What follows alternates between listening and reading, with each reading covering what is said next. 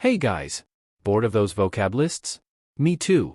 At 1 Degree North Companion, we're turning wordly wise into an adventure to make learning actually interesting. Let's jump in. You know, when you look at our planet from space, you see these incredible bursts of life. That deep, vibrant green of the tropical rainforest just teeming with it. But then, your eye gets drawn to this. A massive, rust-colored sea stretching right across the top of Africa. The Sahara. It's beautiful for sure, in this really stark, powerful way, but from up here you can see, it's not staying still, it's on the move. And that's the story we're diving into today. We're going to explore a place called the Sahel, which is, quite literally, the last line of defense at the very edge of this massive desert. Together, we're going to try to answer a really critical question. Why is this sea of sand swallowing the grasslands of Africa? What's driving it? And what does it all mean for the people who call this frontline their home? Now, to really get what's happening on the ground here, we first need to arm ourselves with the right language. Believe me, these aren't just vocabulary words. They're the very concepts that define this environmental battle. It really all starts with this idea, fertile, right? We think of fertile soil, land that can grow amazing crops. But you know, a mind can be fertile too, buzzing with new ideas. It's all about potential, the power to create and to sustain life. And that's the very quality that's being lost here. The opposite of fertile, well, that's barren. When land becomes barren, it's just empty. It can't produce anymore. It's like an idea that leads nowhere. It's barren of any results. Out here, we're talking about land that has lost its very ability to support life. So, how does a fertile land become barren? Well, a key part of the process is this: erode. It means to wear away, bit by tiny bit. Just like endless doubt can erode your confidence, the wind and the rain can literally strip away the precious topsoil, leaving absolutely nothing behind. And the thing that often kicks this whole crisis into high gear is a drought. And we're not just talking about a dry spell. This is a long, relentless period with no rain. It's the absence of water that triggers a whole chain reaction of devastating effects. And that chain reaction, it leads to the ultimate human consequence: famine. When the land is barren, when the crops just wither away from the drought, the result is a huge shortage of food. It's the tragic, heartbreaking outcome when the environment just can't feed its own people anymore. Now, this brings us to a really fascinating and important difference in the words we use. The distinction between afflict and inflict. See, a drought afflicts a region. The people and the land feel its painful effects. But a judge inflicts a punishment. The judge is the one doing the action. So afflict is about the suffering that's felt, while inflict is about the action that's done. It's a small difference in words, but a huge difference in meaning. Okay, with that language in our back pocket, we can now really explore the reality on the ground. We're moving from the abstract ideas to the very front lines of this change. Welcome to the Sahel. The name actually comes from an Arabic word for shore, and that's exactly what it feels like standing here. It's like you're on the shore of a 4,000-mile-long sea of sand. This is that critical buffer zone, tucked right between the harsh desert and the savannas to the south. You have to understand, this land wasn't always a battleground. For centuries, the Sahel was this vast, thriving grassland. It was perfect pasture for cattle, which meant it supported entire communities. It gave them food, a culture, a way of life. It was a land of real abundance. But things have changed. I mean, really changed. Since the 1950s, the Sahara has pushed south, swallowing up more than 250,000 square miles of that grassland. 250,000 square miles gone. So what does a number like 250,000 square miles even mean? Well, to put it in perspective, imagine taking the entire countries of France and Austria and just wiping them off the map, turning them to sand. That is the unbelievable scale of what we're talking about here. Now, even in this expanding desert, you find these incredible points of life called an oasis. And no, they're not mirages. They are real, honest-to-goodness havens where water comes up to the surface, often from these huge, ancient lakes hidden deep underground.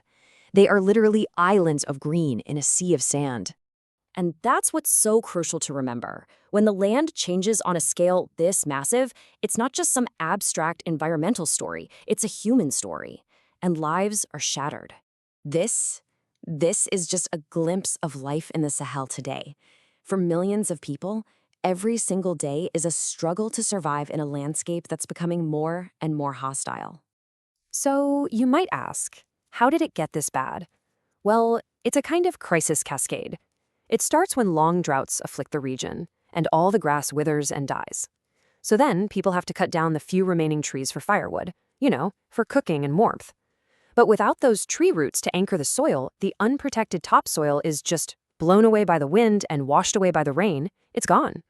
And when their land can no longer support them, people have no choice but to move. Just look at the city of Nouakchott. Back in the 1950s, it had a population of about 15,000 people. Today, it's estimated to be around 2 million. That is a mind-boggling explosion, and it's driven almost entirely by people fleeing the expanding desert. There's a line from our source material that really captures the human tragedy of it all. It says, "Millions have left their once prosperous villages and have poured into the overcrowded cities, where they live in primitive shelters. They've become refugees in their own countries, pushed out by a changing climate." Look, this all sounds incredibly grim, I know, and it is, but that is not the end of the story, because out of all this, you start to see the shape of something else: hope. The question is, can this tide of sand actually be stopped, or maybe even reversed? This is the one word that scientists and environmentalists are holding on to: revert. It means to go back to how things were before.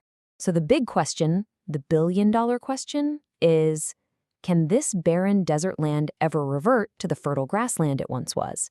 Some scientists believe that if weather patterns change, it just might be possible. So I want to end by giving you a challenge. Your mission, if you choose to accept it, is to design a solution. If you are going to create an oasis in a barren land, what 3 essential elements would you absolutely have to include? Try to frame your answer using 3 of the words we've talked about today. It's a huge, complex problem, for sure. But thinking about the solutions, well, that's the first step to actually making them a reality. Hope you guys enjoyed that last lesson. If you did, smash that like button, subscribe, and ring the bell. Ready for more? The next one starts right now. Today, we're digging into a story about how an act of total betrayal led to the creation of a global icon. It's a story about losing absolutely everything, your best work, your whole team, and turning that disaster into the spark for something legendary. Yep, we're talking about the origin story of Mickey Mouse. So let's just put ourselves in this moment. It's 1928, and a young Walt Disney is staring this exact question right in the face. I mean, he is on the absolute brink of ruin, and what he does next, well, it changes the course of entertainment forever. Now, to really get the miracle, you first have to understand the catastrophe, and it all kicks off with a trip to New York City. A trip that was supposed to be his big break, but instead, it almost completely destroyed him. So by 1927, Disney had been hustling for years. He'd started his company on basically a prayer and a tiny loan, and he was making what the source calls a meager living, just barely scraping by, even with his pretty popular cartoon character, Oswald the Lucky Rabbit. So with his contract up, he packs his bags for New York, really hoping for a much better deal. His whole goal was pretty simple: to negotiate, to sit down and hammer out a new deal that actually reflected how popular his character had become. Think of it like a startup founder today pitching investors, trying to secure the future of their company. The stakes were just that high. All he really wanted was a fair shake. His Oswald cartoons were a hit, but he was stuck getting a flat fee. So he walks in and proposes a partnership, something where he'd get just a small piece of the profits that his creation was making. Sounds pretty reasonable, doesn't it? With a distributor, a guy named Charles Mintz, he didn't just say no. He hit Disney with a jaw-dropping counteroffer, a pay cut. He knew Disney was pretty much broke and couldn't put up a legal fight. But believe it or not, it got a whole lot worse. Then came the first twist of the knife. Mintz casually mentions that he'd gone behind Disney's back and secretly hired away his entire creative team. Every single artist, the people who actually brought Oswald to life, they were now working directly for the distributor. And then, the knockout punch. Mintz revealed that because of a little detail buried in the contract, Disney didn't actually own the rights to his own character. Oswald the Lucky Rabbit legally belonged to the distributor. So Disney had walked into that meeting with a character, a team, and a company, and he walked out with absolutely nothing. I mean, this was the definition of betrayal, a complete and total act of disloyalty. In a single afternoon, Walt Disney lost his creation, his team, and his only source of income. Just gone. And that brings us to the long, quiet train ride home. This is rock bottom. But you know, sometimes the lowest point is also the turning point, the exact moment where desperation manages to spark a brand new idea. Can you just imagine the mood on that train ride back to LA? It must have been incredibly somber. It's the perfect word for it, actually. It comes from the Latin word umbra, which means shade or shadow, just like the dark cloud hanging over Walt's entire future. But right there, in the middle of that dark, somber mood, a tiny creative spark appeared. Disney started doodling, sketching out a new character, a simple, plucky little mouse. His wife, Lily, apparently saw the sketch and set it at a look of harmless mischief, just like Walt himself. And this, right here, is where everything pivots. On that train, defeated and betrayed, Disney made himself a promise, a vow. From that day forward, he would retain 100% ownership of everything he ever created. That one decision, to always keep possession of his ideas, became the absolute bedrock of the entire Disney empire. So Disney now has a new character and a powerful new business rule. And as luck would have it, a massive technological revolution was about to shake up Hollywood, and it created the perfect opening for his comeback.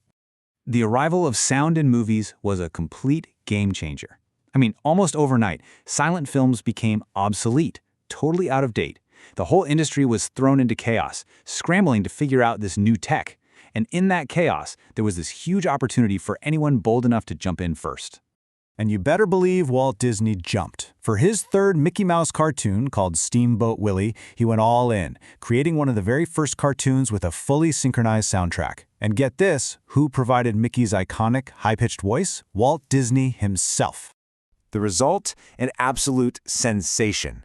When Steamboat Willie hit theaters in 1928, audiences had never seen, or more importantly, heard anything like it. People were roaring with laughter. The timing of the gags with the sounds was just hilarious. Mickey Mouse wasn't just a new cartoon. He was a cultural event. But Mickey's incredible success wasn't just about the cool new sound technology. It was also about a deeper philosophy of what a character should be, a philosophy that would go on to define his studio for the next century. See, for Disney, making something animated was way more than just making drawings move. The word itself comes from the Latin word anima, which means breath or air. For him, animation was literally about giving a character breath, a personality, a soul, making it feel truly alive. And that's how all the pieces click into place. That vow to retain his copyrights, creating a character with a mischievous personality, believing in making animated characters feel real, and jumping on an innovation that created a global sensation. These weren't just the steps to a successful cartoon. They were the actual cornerstones of a future empire. So you might be asking, why does a story from nearly 100 years ago still matter so much? Well, because the principles behind it are totally timeless. Which brings me to one final thought and a little challenge for you. Think about this in your own life or work. When you retain a key partner, a collaborator, or a team member, how do you build that foundation of trust so that you can avoid the kind of betrayal that Disney went through? So here it is, your final challenge. Using 3 of the key words from this story, words like negotiate, retain, or maybe even convince, try to come up with your own talent partnership principle. It's a great way to take this piece of history and turn it into a strategy for yourself. So, what's yours going to be?